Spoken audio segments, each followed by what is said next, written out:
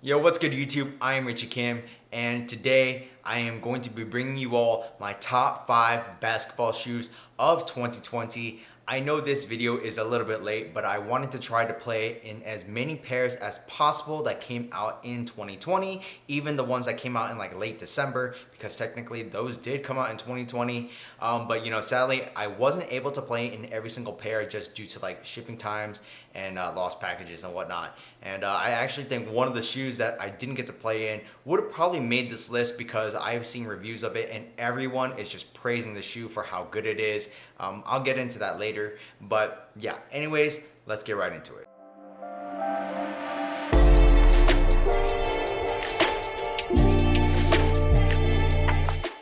So starting off with a couple honorable mentions, I'm going to be talking about the Yeezy Basketball Quantum, or the Yeezy Quantum Basketball, the performance version. I actually got a pair and I was able to play in it for a while, and it's actually really nice. Just like the lifestyle version that I did a performance review on, the basketball version is, I would say, slightly better. It's a little bit more supportive, but the traction is really nice. The cushion is really nice, and it looks great. And the reason it's an honorable mention is because it is the first Yeezy basketball shoe that's actually a really solid performer. But obviously it's definitely not the best out of the bunch. But for Kanye's first attempt at a basketball sneaker that looks pretty good in my opinion as well, I think it's definitely worth the mention. My other honorable mention is the Kobe 5 Protro. It is really nice. The traction was pretty solid, especially on those cleaner courts, and the cushion is really nice. But the only reason it didn't make it onto this list is because something else did that's very similar, and I think this one kind of outperforms the 5. So moving on to number 5 on the list, for me, number 5 is the LeBron 18. The LeBron 18 is a super solid performer on court. The cushion, if you guys want the best cushion setup, like hands down, it is going to be the LeBron 18. You have a full length Zoom Air unit, or Zoom length Strobel, combined with an Air Max 270 unit, and it is insane.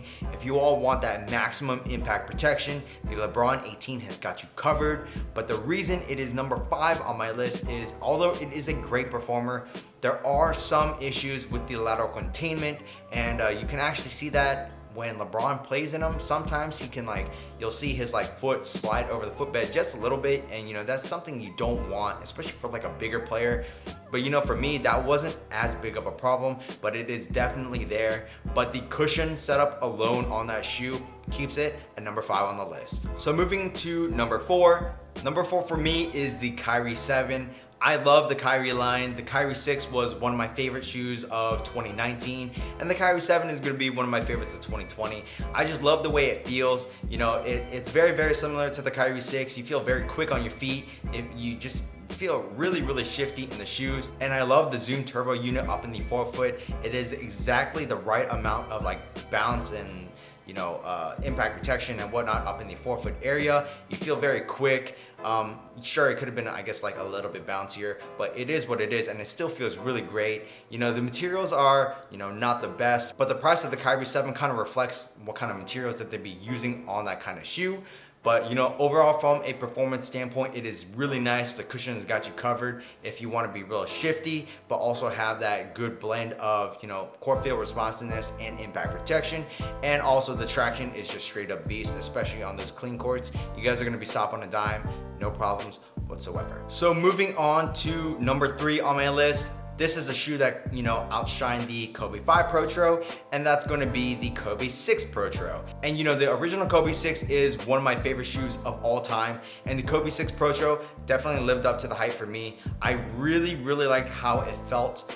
It's really nice. The cushion setup is amazing. The materials are nice. They apparently made some improvements to the traction and the overall shape of the shoe, but I couldn't really tell the difference, honestly. It felt pretty true to the original. Obviously, the only difference being is the cushion, where they included a full-length Cushlon midsole and a Zoom Turbo unit up in the forefoot, which I think is a pretty nice upgrade. It definitely feels really, really good. You get a very, very, I would say, smooth setup out of that shoe. So it does feel really nice, and the traction just like in the original Kobe 6, it's just straight up beastly. Whether you're playing on a clean court or a dusty court, you will have a very, very good bite. Just make sure on the dustier courts, you do wipe because it can't pick up dust. But yeah, overall, the Kobe 6 Protro is a very, very good performer. One of my favorites of the year. You know, personally, it would probably be number one, but I am trying to base this not just on like my own personal biases, but the actual performance of the shoes. So therefore, the Kobe 6 Protro lands in at number 3. So moving on to number 2, the number 2 spot goes to the KD13. Just like the KD12, the KD13 is one of this year's top performers, and the reason being, the traction is amazing and the cushion is freaking nuts as well.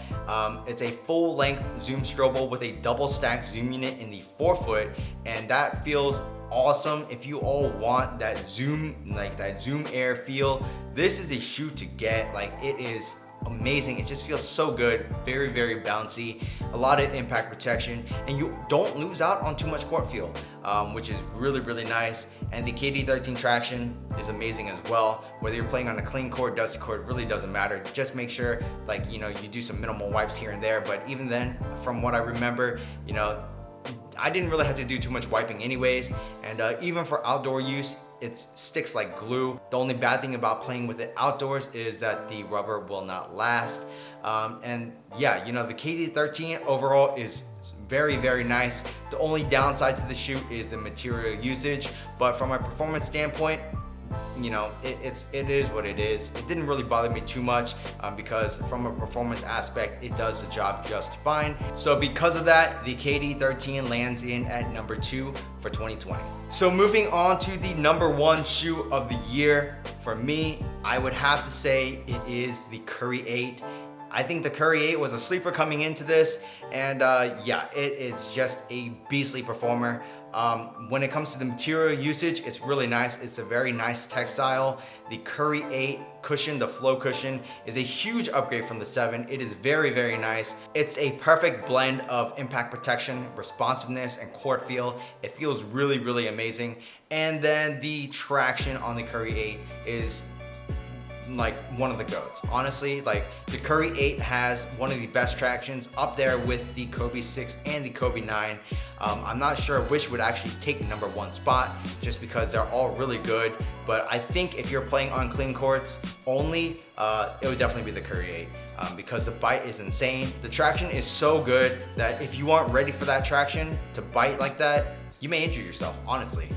Because, you know, when I first played in that shoe, I was not ready for how hard that shoe would bite. It's really, really something else. Yeah, you just got to be prepared for how good the traction is on that shoe. And that's pretty much why, you know, the Curry 8 is in the number 1 spot. It is just a very, very good performer. The only downside to the Curry 8, for me at least, is on those dustier courts, you do have to wipe. And then also, there were occasions in the heel where I would kind of be able to slide my heel a little bit, even though the forefoot had amazing traction. But even then, you know, I predominantly play on my forefoot anyways, so I didn't really run into the issue, but it was just something that I did notice. And then besides, you know, the traction, the materials, the cushion, the support, and the fit are also really good on it. The only one downside to the fit, however, is there is some dead space up in the toe box area, but, you know, when you're playing in the shoe, you don't really notice it. So that is it. That is my top 5 performers of 2020. And you know, I did mention that there was probably a shoe that I didn't get to play in that would be on this list, and that is the Puma Clyde All Pro, I believe. It's the newest, you know, Puma basketball sneaker that LaMelo have been wearing and Kyle Kuzma's been wearing. So I definitely think that would probably made the list just based on what I've been seeing on the internet. You know, people have just been raving about the shoe. But because I personally didn't play in those, I couldn't put it on this list. But you know, I'm sure it would have been there. But that's pretty much it for my top 5 performers of 2020. If you all like this video, do me a favor and hit that subscribe button down below, and also smash that thumbs up button for me, as it really does help me out. While you guys are at it, check out this video on my left and on my right, and that's pretty much it. Until next time, peace.